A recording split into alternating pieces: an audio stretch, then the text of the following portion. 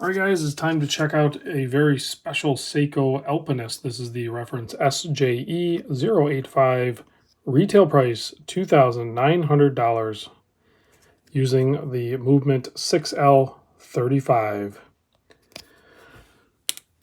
Yeah, I know, it's a lot of money. Let's get past that and let's look at the watch. Before we look at the watch, I got to show you the box, because this is one of the coolest Seiko boxes I have seen. It has this beautiful wood. I believe it's real wood. I could be wrong, but I could be right. Has a nice raised Seiko logo there, and then just a simple flip open here. Limited edition, has the keepers, and that's it. So, very cool box for sure. Also, I'd say big thanks to, I'm going to use his username on my Discord. We call him Kentucky Man, who both him and his wife, come to find out after the fact, are both full-time YouTubers.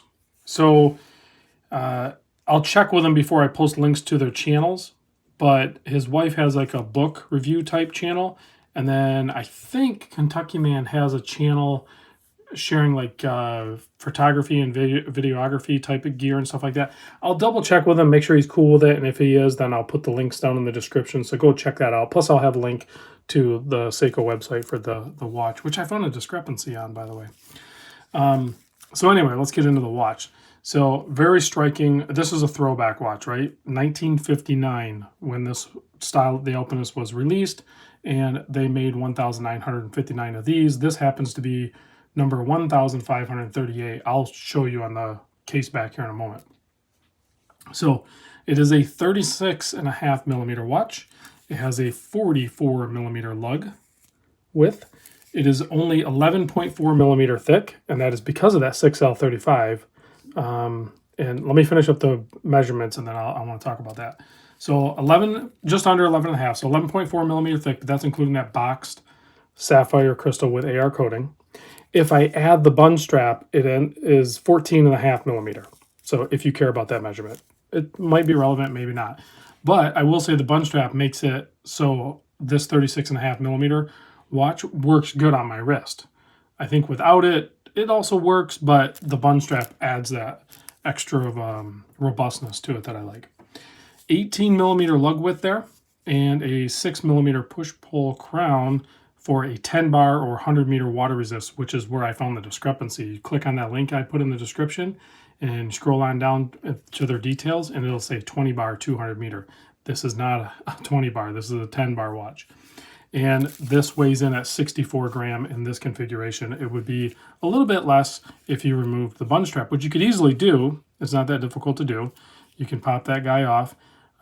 This side will slide out. This side you could remove the spring bar, which is drilled holes, so you could do that, and then it would pop up with the strap back on the watch, and you're good to go. So 6L35, I'll talk about that real quick, the movement that's in this guy. So there's a 4L35, there's a 6L35, there's an 8L. The 8L is usually a little bit bigger, divers and everything like that, but for the more dress type and field watches, you're going to see the 4L and the 6L, but only on their higher end stuff. Typically, you would see those movements used in the Creedor line, which is another division that Seiko has of really nice high-end watches, where I think the earlier models had the 4L. I think a lot of the newer ones do have the 6L in them. Maybe I'll get one of those in at some point. I just don't see much movement with Creedor in the watch hobby circles that I run in. The reason that those movements are really good are a couple of reasons. One, you have a date on this one, but they are thin and they run at 4 hertz. So this beats at 28,800 vibrations per hour, or 4 hertz, and the movement is thin to the point of 3.69 millimeter.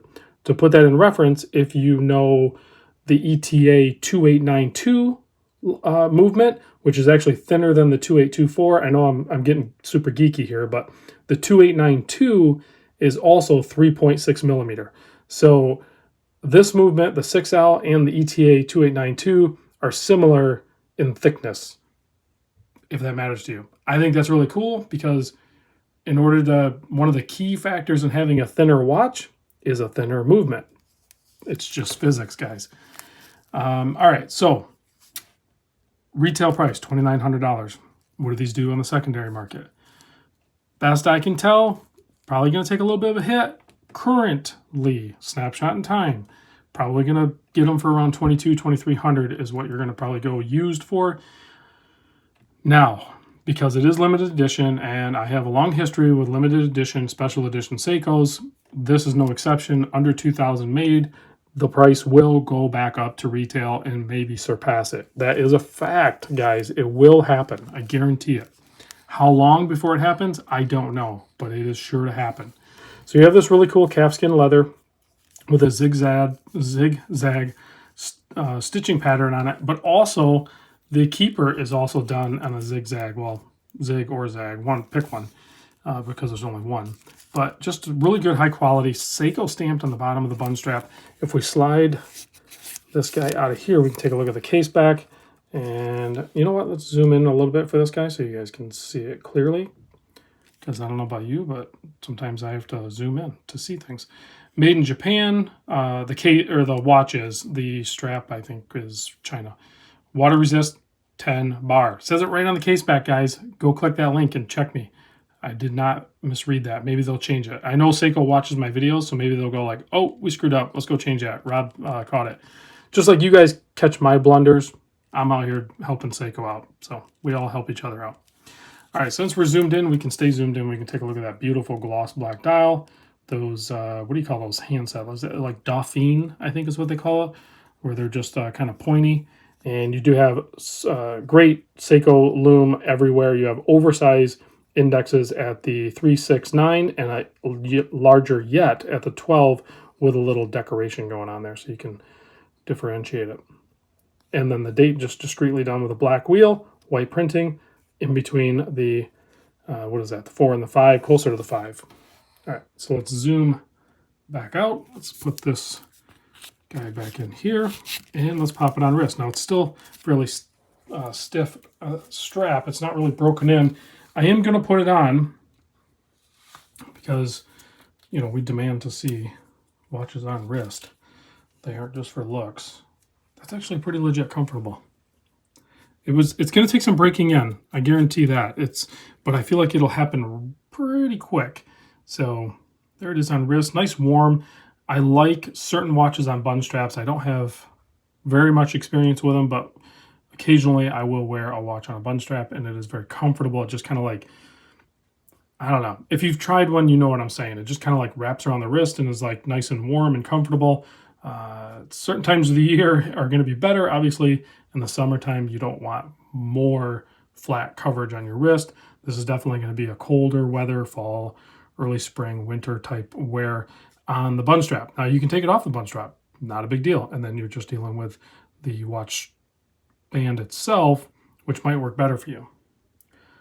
So there is that. Again, big thanks to Kentucky Man for allowing me to check this out. And let's do the lume shot. Before I do that, if you've stuck around this long, also down in the description, I'm going to put a little note whether it's available or not, because this watch is actually available. So if you do want to pick it up, the information will be down below until it's gone. When it's gone, it's gone. I'm just trying to help a brother out, but let's check that lume. Excellent, excellent lume, man. For how much little real estate they provide with some of these watches, the lume on this is fantastic. So, well done, Seiko, as normal. Let me know what you guys think. Thanks for watching, and I'll catch you on the next video.